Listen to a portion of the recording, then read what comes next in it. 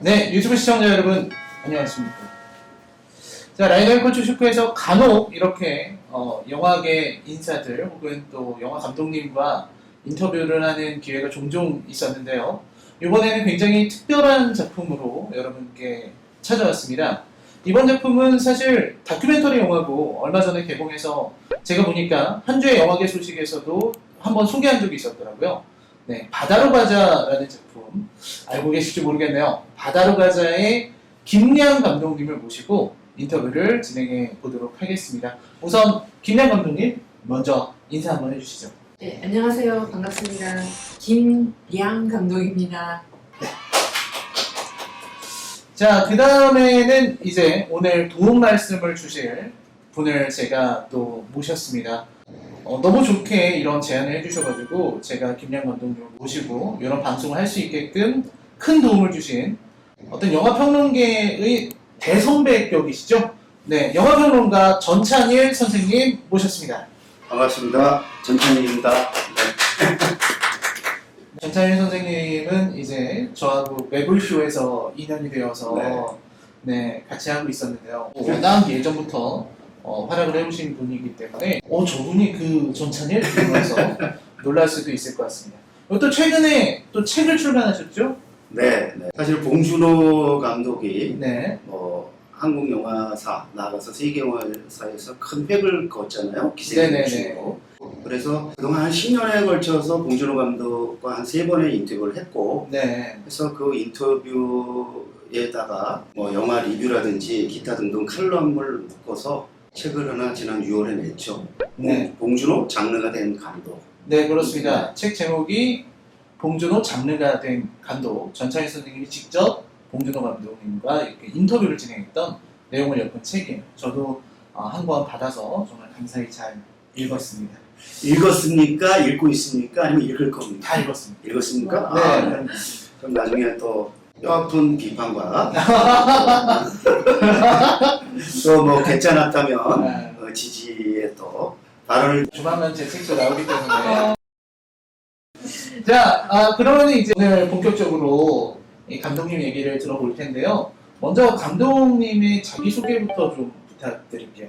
네, 저는 부산에서 태어나고 자란 부산 출신이고요. 그리고 영화는 정말 어렸을 때부터 만들고 싶었는데 영화 작업이 너무 힘들잖아요. 잘 아시겠지만 과연 어떻게 만들 것인가에 대한 그 스타트를 좀 늦게 시작했어요. 그 주제가 있어야지 또 스타트를 할 수 있다고 생각했기 때문에 네. 그래서 저는 이제 주제를 분단으로 정했습니다. 그래서 아버님이 이산가족이시고 북한에서 오시는 거죠. 그러니까 네. 전쟁 때 제가 되게 젊어 보여서 저희 아버지가 북한에서 왔다 그러면 또 시청자분들이 이렇게 의아해하면서 탈북민인가 이렇게 생각하실 수도 있을 것 같아요. 네. 저희 아버지가 저를 40에 보셔가지고 예, 저희 아버지는 32년생입니다. 이렇게 계산을 해보시면 제 나이가 나오기 때문에 여기서 그거는 스톱하고 그래서 이제 제가 2세로서는 굉장히 마지노선이에요. 네. 사실은 저처럼 젊은 2세가 없어요. 거의 없어요. 그러다 보니 분단이란 주제가 굉장히 좀 약간 좀 50, 60, 70, 80부터가 좀 이렇게 다뤄야 되는 그런 주제 아닌가 하는 생각을 하시기 쉽잖아요. 이 40, 30, 40 거리가 있잖아요. 요즘 분단이랑. 네. 그러다 보니까 사람들이 되게 의아해하기도 한데 저는 이제 분단이라는 주제를 동시대적인 그런 시각으로 다루자 이렇게 해서 세대를 좀 이렇게 많이 접하면서 2030은 또 3세대가 되고 전쟁과는 또 좀 거리는 있지만 그래도 이제 실향이 3세도 있거든요. 네. 그래서 2세뿐만 아니라 3세도 되게 민감하게 반응을 할 수 있는 주제가 될 수도 있다는 그런 확신을 얻고 작품 활동을 시작한 지 한 10년쯤 돼서 총 3편의 장편 다큐멘터리를 만들었습니다. 네. 3편의 장편 다큐를 만드셨는데 우리 전찬일 평론가님 보시기에는 어떤 감독이라고 보고 계신가요? 본인이 좀 간단하게 소개했는데 사실 그 분단이라는 쉽게 다루기 힘든 그런 소재와 주제를 굉장히 이제 설득력 있게 잘 담아냈다라고 생각을 해요. 사실 저도 이번 바다로 가자를 보고 나서 그 전작들인 두 편을 일부러 받아봤습니다. 네네. 그래서 이제 경계에서 꿈꾸는 집이 이제 2013년에 처음 연출한 다큐고, 그 역시 이제 실향, 지금 바다로 가자의 프리퀄에 해당하는 다큐라고 볼 수 있고요. 네. 두 번째가 이제 2015년에 이제 아르메니아와 아제르바이잔의 그 경계에 사는 사람들의 이야기. 저는 그 두 번째 영화를 보면서 음악 효과라든지 이런 등등이 굉장히 인상적이어서 제가 그동안 김양 감독을 한 10여 년간 알아왔음에도 불구하고 영화를 통해서는 이번에 비로소 어느 정도 알게 됐다. 앞으로 이제 만들 네 번째, 다섯 번째 영화들이 기대가 되는 감독이라고 저는 말할 수 있겠습니다. 감사합니다. 네. 그러면 감독님 그 네 번째, 다섯 번째 작품들도 어떤 이런 분단이라든지 혹은 뭐 경계에 사는 삶 네. 이런 것들을 다루실 예정이신가요? 아, 물론이죠. 그래서 부산이 우리가 네. 생각하기에는 거기가 경계 지역인가 하기 생각하기 쉬워요. 근데 네. 조선시대 명종 때 음. 격암 남사부라는 천문학 지리학자가 있었어요. 그 부산을 남쪽의 목이 되는 지역이다. 이 목을 따면은 우리나라가 망한다.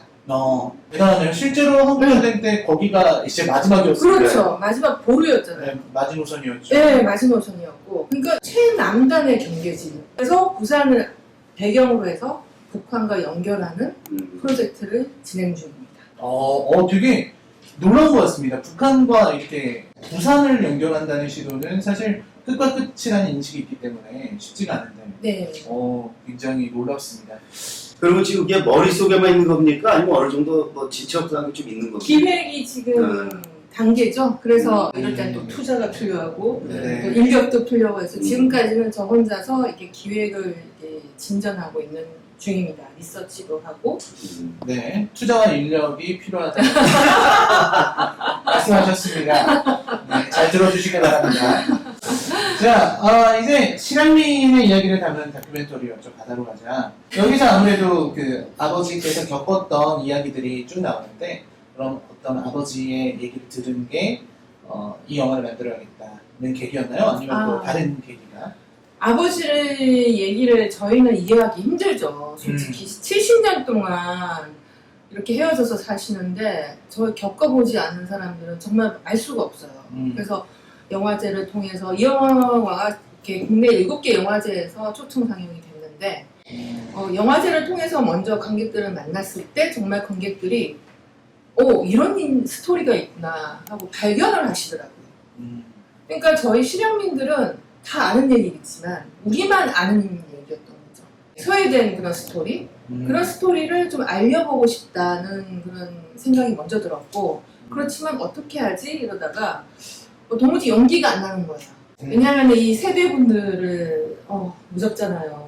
전쟁 세대는 무섭잖아요. 왜 우리 좀 말도 잘 안 통하고 꼰대 이렇게 생각이 싫고 딱히 질문 던질 때도 이렇게 가슴이 먹먹하고 답답해지시잖아요. 그렇죠? 네. 그래서 그게 좀 많이 망설여졌다가 아까 말씀해 주셨듯이 이제 첫 작품은 철원 민통선이라는 민간인 통제구역 안에서 만들었고, 두 번째 작품은 그 아르메니아라는 굉장히 낯선 나라에서 만들면서 네. 용기를 얻게 됐어요.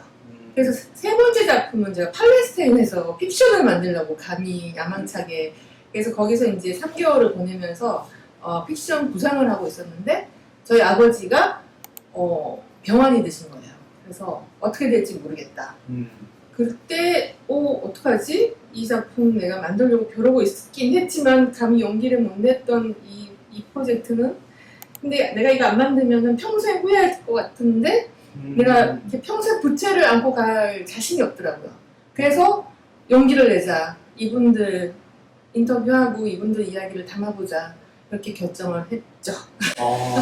사실 저도 이 그렇군요. 다큐를 보면서 저는 이제 우리 김양 감독보다 이제 10년 정도 위 사람이기 때문에 네. 저도 실향민이고 아버지가 이북에서 온 분이에요. 네, 그러니까 저도 2세. 아버지께서 그러면 황해도 옹진에서 오시고 네. 저희 아버지 뭐 몇 년 전에 돌아가셨습니다만은, 그런데 제가 우리 김양 감독 영화를 보면서 다큐를 보면서 본인이 이제 거기서 고백을 해요. 아버지를 잘 몰랐었고 원망도 많이 있었다. 아버지와 그런 교감을 하려는 그런 노력을 하고 그걸 영화로 담아내면서 자기 가족 이야기를 그렇게 그냥 정나하게 드러낸다는 거에 제가 감동했어요. 왜냐하면 이거는 엄청난 용기입니다. 네, 저도 그 보면서 네네. 사실 그 아버지하고의 어떤 소통의 문제, 네. 네. 네. 그게 되게 선명하게 드러나가지고 네. 되게 인상적이었거든요. 네. 근데 마침 또 감독님하고 또 전찬일 선생님이 실향민 네. 2세이시잖아요. 그렇다면은 이 고향을 그리워하는 감정, 어떤 향수병 이런 것들이 바다로 가자의 그런 향수가 물씬 풍기고 있는 것 같은데, 그리운 곳인데 갈 수는 없는 곳이잖아요. 네네. 뭐 영화에서 그런 얘기가 나왔는데요. 그게 어떤 의미일까요? 이 고향을 잃어버린 분들에게. 그건 정말 저희가 상상할 수가 없어요. 예를 들어서 이 시청자분들이 요즘 뭐 코로나 때문에 해외여행 못 가잖아요. 만일에 해외여행을 갔었는데 코로나 때문에 못 들어오게 되는 상황이 벌어진다고 상상할 수 있죠. 우리나라로 못 들어오네요. 네, 여행을 갔는데 이게 뭐 1년, 2년, 3년 이렇게 지속이 되면서 한국에 돌아가는 게 금지된다. 이런 건 상상해 볼 수 있지 않을까요? 그럼 얼마나 황당해요. 황당하기도 하고 진짜 한국 생각이 너무 많이 나요. 그러니까요. 갑자기 막. 음식이며 네. 냄새며 사람들 그렇죠. 말소리 모든 게 다. 그럼요. 근데 저는 그걸 좀 간접적으로 느껴본 게 이제 프랑스로 정말 진짜 보따리 싸서 영화 보러 갔어요. 가면 어떻게든 살 수 있겠지 싶어가지고. 그래서 이제 그렇게 가서 오랫동안 10년 동안 제가 한국에 안 왔어요. 안 온 것도 있고 못 온 것도 있고. 그래서 이제 여름 방학밖에 시간이 안 되는데 그때도 아르바이트를 하느라고 못 오고 그러다 보니까 10년을 한국에 딱 오니 너무 좋은 거예요. 네. 근데 오기 전에는 되게 두려움도 좀 있었어요. 너무 안 왔구나 하는 두려움. 그래서 그때부터 아마 아버지를 좀 이해하기 시작한 것 같아요. 네, 그래서 고향의 의미라는 것이 이렇게 떠나봐야 알 수 있을 것 같아요. 물론 시청자분들 중에서 나 고향 상관 안 해. 나 고향 뭐가 중요해 이러면서 전혀 그리워하지 않는 분들도 계실 거예요. 그럼 네. 각자의 그 감수성의 차이지 보편적으로 일반화할 수 없는 감수성인 것 같습니다. 네. 그거 제가 한번 물어보고 싶은데 네네네. 그 원망도 많이 했다고 하면서 아버지의 고향에 대한 그거를 좀 이렇게 영화로 담겠다라고 결심하게 된 거는 뭡니까? 아버지가 떠난 뒤에 본인이 맛볼 수도 있을 후에 대한 뭐 두려움? 뭐 그런 것도 작용한 건지 아니면 그냥 아버지에 대한 연민, 동정 뭐 이런 건지 아니면 자기가 느끼지 못했지만 그 근주에 흐르는 아버님에 대한 사랑 뭐 그런 것 때문인지 굉장히 사실 궁금해했어요. 복합적으로 복합적인 다 거예요? 이렇게 비빔밥처럼 이렇게 다 뒤섞였지 않겠어요. 그래서 저도 이제 사실 이 영화를 통해서 젊은 관객들을 좀 만나면은 그런 얘기를 해요. 이제 아버지의 관계를 좀 생각해 보게 된다. 네. 그러니까 아버지랑 사이가 좋은 분들이 거의 없어요. 예, 그래서 저희가 또 GV 현사라는 게 있는데 딸들을 위한 GV를 했었어요. 관객분들한테 물었죠. 이게 아버님이랑 사이가 좋은 분 손 들어보세요. 2명이 딸이 있더라고요. 몇 명 중에 2명 정도 들었어요. 그때 한 40년 전에 40명 중에 2명. 그러니까 한국 사회에서는 아버지라는 존재가 참 외로운 것 같아요. 참 외로운 것 같아요. 사실 이 아버지에 대한 이야기, 이 영화에서도 아버지를 바라보는 그런 입장이 많이 나왔던 것 같아요. 근데 요즘 세대를 보면은 정말 아버지는 열심히 일하고 돈 벌고 되게 가부장적인 아버지였잖아요. 우리 세대의 아버지들은. 그런 어떤 가부장적인 아버지의 모습이 또 중간중간에 드러나고 저는 그 장면이 되게 좋았거든요. 아이들을 이렇게 무릎 꿇려놓고 네. 막 얘기하는 게 진짜 우리 아버지 모습 그런 느낌이잖아요. 네. 술술 한잔 하면서 그때 제가 너무 좋았던 게 음악이 하나도 없고 네네. 그냥 조용한데 소리 나잖아요. 그 침묵이 사실은 제일 건드기 힘들거든요. 네, 맞아요. 아버지가 네. 말씀하시네요. 아무튼 네. 여기서 이제 아까 전쟁을 기억하는 네. 그런 얘기 했었는데 사실 세대 간의 갈등 이게 그렇죠. 영화에서는 되게 잘 드러나고 있었어요. 네, 중요했습니다. 네, 이런 어떤 세대 간의 갈등이 되게 중요하다고 좀 보는데 네. 두 분 감독님하고 선생님이 어떻게 생각하시는지. 그게 이 영화를 만들고 싶다는 그런 정말 큰 동기였어요. 그래서 2, 3세의 시각을 투영하고 잘 전달하는 것이 관건이었어요. 그분들을 인터뷰하는 게 되게 쉽지가 않았어요. 그래서 조카님이 등장하신 예, 그때는 진짜 오빠도 그렇지만 저희 오빠가 평소에 그렇게 말을 많이 하는 분이 아니시거든요. 그때는 정말 타이밍이 좋았어요. 근데 가족이라고 해서 항상 그렇게 말이 많은 것도 아니고 그렇게 얘기를 허심탄회하게 한 거는 처음이자 마지막이었어요. 선생님은 그 세대 간의 갈등 어떻게? 저는 뭐 세대 간의 갈등은 뭐 세대만이 아니라 갈등은 인간사에서 당연한 거니까 저는 뭐 덤덤하게 받아들여 왔고 저는 저 아들만 둘인데 걔네들과의 갈등은 있지만 그 갈등 때문에 뭐 이렇게 크게 스트레스 받고 이런 건 저는 없어요. 근데 요즘 젊은 세대들이 네네. 이제 통일에 대해서 물어보면 통일을 바라지 않는다. 어. 우리 이렇게 잘 살고 있는데 굳이 왜 통일해야 되냐? 이런 전혀 다른 감각을 보이고 있거든요. 그렇죠. 근데 이제 사실 감독님하고 또 평론가님은 좀 어떻게 보면 중간 세대잖아요. 그렇죠. 네. 실향민의 이제 2세들이시니까 네네. 어떻게 보세요? 요즘 젊은 세대가 갖고 있는 통일에 대한 감각. 저는 오히려 저희 세대나 저희 앞세대보다는 그래도 조금 유연하다고 생각을 해요.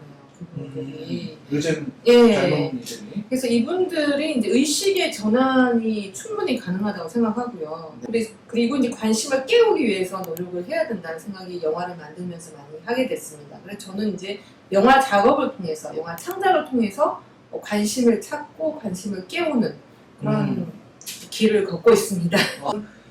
저도 개인적으로 꼭 통일이 돼야 되냐 이거에 대해서는 좀 아직 모르겠어요. 회의적이죠. 그런데 그 다큐 속에서 그 프랑스 역사학자가 네. 얘기하잖아요. 네네네. 70년의 분단에서 이렇게 그 왕래까지 이렇게 허용되지 않는 세계 유일한 분단 국가라는 측면에서 그거는 좀 우리가 극복해야 되지 않느냐. 저는 우리가 인간적인 그 대가, 그 결과로 경제적으로 조금 여러 가지 불이익을 당하고 불편함을 만약에 겪어야 된다 할지라도 그거는 감수해야 되는 것이 아니냐 이런 측면인데 살면서 뭐 통일한 데서 뭐 이건 안 된다 이런 거는 별로 이렇게 많이 느끼진 않았어요. 네, 조금 더 큰 가치가 네, 있다고 좀 보시는 큰 거죠. 가치요. 네.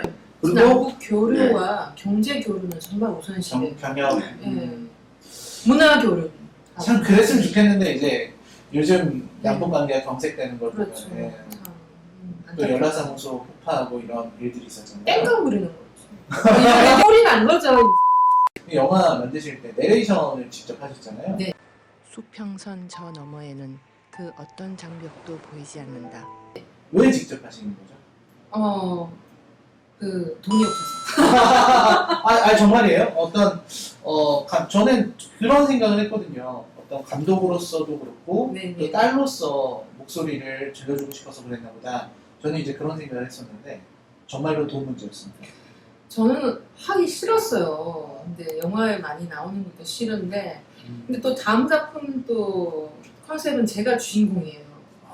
그러다 보니까 부담감이 엄청나게 있고, 근데 이제 점점 이러면서 이렇게 다음 작품 다큐는 그렇고 이제 픽션도 또 프로젝트가 있는데 거기엔 저는 연기는 안 합니다. 네네네. 안심하십시오. 네. 그래서 이제 그 두 번째 작품도 그렇고 이제 첫 번째 작품도 제가 나레이션 하게 됐는데 처음에 이제 나레이션이 없는 작품을 하려고 했는데 나레이션이 없으니까 그 관객들이 이게 어떻게 영화를 이해하겠냐 이런 의견이 들어와서 첫 작품에 나레이션을 넣었어요.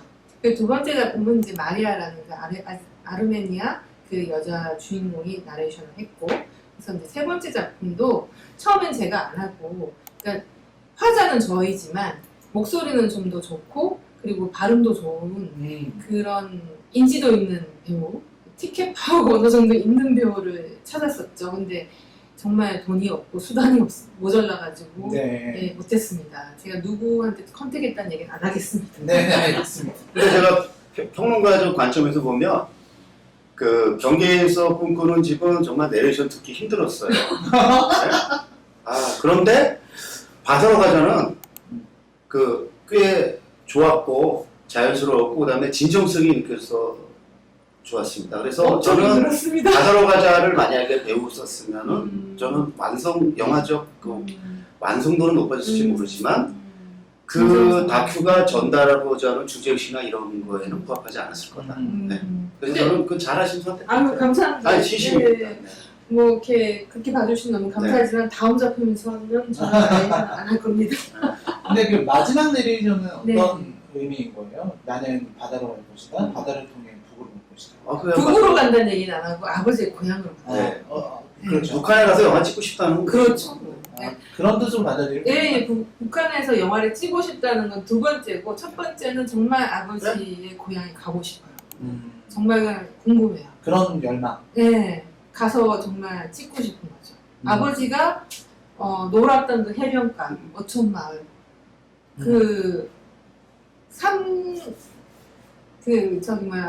삼동섬이라고 영화에 나오는데, 아버지 해변가에 삼동섬이 있었대요. 네. 그 삼동섬에서 항상 노셨다고 그러셨거든요. 그러니까 거기 가면은 그 얘기가 떠오를 거고, 그러면 아버지가 여기서 정말 태어나서 자랐구나는 걸 제가 실감할 거잖아요. 네. 그럼 그때 다가오는 그 가문이랄까? 지금 상상만 해도 이렇게 소름이 돋거든요. 어떻게 내가 여기를 왜 못 갔지? 그런 안타까움이 아직도 있고, 그건 굉장히 비인간적인 거잖아요. 네. 그래서 이걸 좀 실현해보고 싶다. 좀 이 비인간적인 분단 상황에서 좀 인간적인 분단 상황이 되었으면 좋겠다. 굳이 통일까지 그렇게 앞서가는 것보다 정말 좀 분단되더라도 좀 인간적으로 좀 이렇게 뭔가 교류가 좀 있어야 되지 않겠냐 하는 염원이죠. 저는 전태일 평론가님한테 네. 꼭 여쭤보고 싶었던 게, 이 평론가적 관점에서 네. 이 영화 바다로 가자에서 가장 인상적이었던 부분들 네. 혹시 좀 소개해 주실 수 있으시면 영화 보실 분들한테 되게 도움이 될 것 저는 아까 이제 좀 제 속내를 드러냈습니다만은, 이 오빠가 이제 저랑 한 6, 7년 연배 차이가 나는데, 그 오빠의 그 속내를 드러내는 그 방식이 같아요. 네. 굉장히 진정성 있게 다가왔어요. 그래서 그 오빠의 모든 대사들, 그리고 오빠의 모든 그 연기 아닌 연기, 표정까지 굉장히 와닿았고요. 그 다음에 이제 아버님이 이제 굉장히 그 건강이 안 좋은 상태에서 이제 찍으셨잖아요. 그래서 저희 아버지는 그런 모습을 보인 적이 없습니다. 저희 아버지는 돌아가시기 전까지 큰 소리 빵빵 치다가 돌아가신 분이라, 그런데 그 아버지를 보면서 그 내면의 교류 같은 거에서, 우리 아버지도 분명히 실향의 아픔이 있었을 텐데 왜 자식들 앞에서 한 번도 그걸 드러내지 않았을까? 이 아버님은 굉장히 솔직한 분이셨던 것 같고, 우리 아버지는 좀 폼생폼다라고 살다가 돌아가신 분이라 네. 자식들 앞에서 그런 모습을 보이는 것이 좀 약한 것이라고 아마 해석을 하셨을 것 같아요. 그래서 그 아버지의 모습들. 그 다음에 이제 영화적인 그러니까 기술적 측면으로 하면은 음악 처리에서, 보통 이런 류의 영화들은 그 감정 상태를 극화시키기 위해서 과잉 감상적인 음악을 쓰고 이렇게 십사인데, 그런 지점이 없는 게 정말 좋았어요. 네. 그래서 내가 그동안 생각한 것보다 김양 감독의 영화 만드는 솜씨가 꽤 뛰어나구나. 근데 그동안 내가 좀 관심을 덜 갖고 외면했구나. 그 점에서 영화평론부터 직무유기 있구나. 그래서 앞으로는 네 번째 영화부터는 이제 제일 먼저 그런 생각입니다. 감사합니다. 네, 좋습니다. 이제 공식 질문이 거의 다 끝났는데요. 사실 이 바다로 가자가 많은 세대를 아우르는 이런 이야기였다라는 생각이 들었는데, 말씀드린 것처럼 저희 구독자는 아주 젊은 영화 팬들이에요. 네. 이분들에게, 젊은 시청자분들에게 이 영화를 봐야 하는 이유, 이 영화를 이렇게 보면 좋다는 거를 감독님, 평론가님 순서로 말씀해 주시면 되겠습니다. 네, 그래서 사실 이 영화는 꼭 분단 이야기만이 아니고 가족 이야기이기 때문에 여러분들이 또 가족과의 어떤 갈등이 있거나, 부모님이면 부모님, 기타 등등 해서 이제 또 그런 부분에 있어서 이 영화를 공감할 수 있는 그런 여지가 충분하다고 보거든요. 그러면서 이 영화를 보고 나서 가족을 이해할 수 있는 키워드가 될 것 같아요. 그래서 이제 실제적으로 관객들이 그런 얘기를 많이 해줬고, 그러면서 동시에 이 분단이 이렇게 무관심하게 넘어가야 되는 일이 아니구나 하는 것을 자연스럽게 깨달을 수 있는 그런 영화가 아닌가 싶습니다. 예, 그래서 저희가 또 그 7월 20일 날 휴전협정 67주년을 맞이해서 인디스페이스에서 저녁 7시에 예, 그 홍남관이랑 저랑 같이 이렇게 GV를 특별 상영하고 네, 지금. 네, 특별 상영과 지금 관객과의 대화가 이어집니다. 그래서 이제 그 주제가 영화와 전쟁. 그래서 우리 가족은 아무런 문제 없어요. 근데 난 영화 너무 좋아요. 1917 너무 잘 봤어요. 샘 맨데스의. 그렇게 이제 전쟁에 관한 어떤 영화들이 많잖아요.